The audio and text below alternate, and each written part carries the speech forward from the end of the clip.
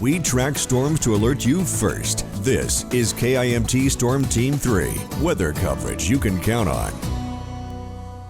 Well, it seems like our kind of weekly game of what season is it anyway is kind of continuing.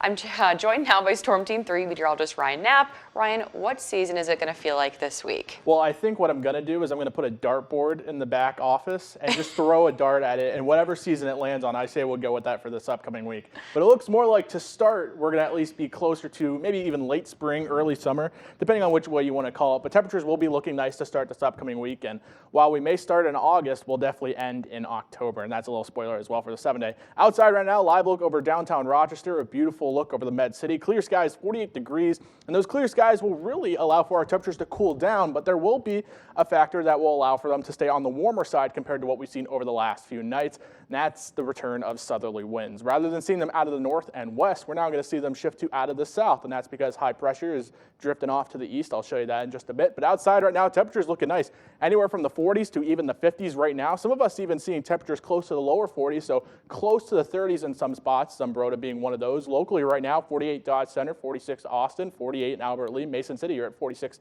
as well. As we move through the rest of this evening, those temperatures will start to cool down. We'll see overnight temperatures into really the lower 40s, and even some of us seeing the upper 30s, especially across portions of northeast Iowa and even deep southeastern Minnesota could see those 30s tonight.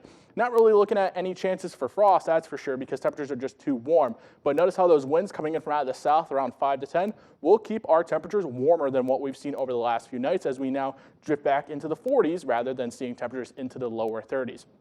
For tomorrow, you'll definitely see that southerly influence as well. Temperatures close to even the middle 70s in some spots. Lower 70s, though, for most of us locally here in Rochester, around 71 degrees. Dodge Center, even temperatures around 72. So the further west you go, closer to I-35, you'll definitely see the warmer temperatures, that's for sure. But lots of sunshine will be in store, and we can really thank this dry air for being the reason for that. It's been present really over the last couple days as that cold front moved on through. A lot of dry air was present behind it, plus with high pressure still in effect, we're going to see that continue on. So really anything here in yellow you're seeing is dry air in the atmosphere. That's allowing us to not only stay clear through the days, but also lower our rain chances. There's that high pressure right there, as you can see, really across much of the Midwest. That's going to continue to drift off towards the east here over the next few days. But we're going to take a trip over to California and even towards the Pacific as we are tracking our next weather maker here just north here in northern California and even southern Oregon. Right now, this is going to continue to move off towards the east here over the next few days, giving us the opportunity for some rain by midweek. So as it crosses the Rockies, it's going to drop some snow over across portions of the Mountain West, but continue to shift over towards the east here by Wednesday, giving us the opportunity for some showers and maybe even an isolated thunderstorm. But I think those thunderstorm chances will be rather low considering the fact that there's just not enough energy this time of year for that thunderstorm development, especially considering how cool our temperatures will be as we move into midweek. After that, that system's going to move on out, but look at that, the return of some northerly winds and a lot of cool air will definitely be in play as we move towards the end of the week. So as I said, we'll start in August for really the first 2 days, but finish in October and November by the end of it. For tomorrow, kids heading off to school, definitely going to need that jacket to start. Temperatures into the 40s, but by lunchtime, we'll be back into the 60s. We're expecting a lot of sun for tomorrow and temperatures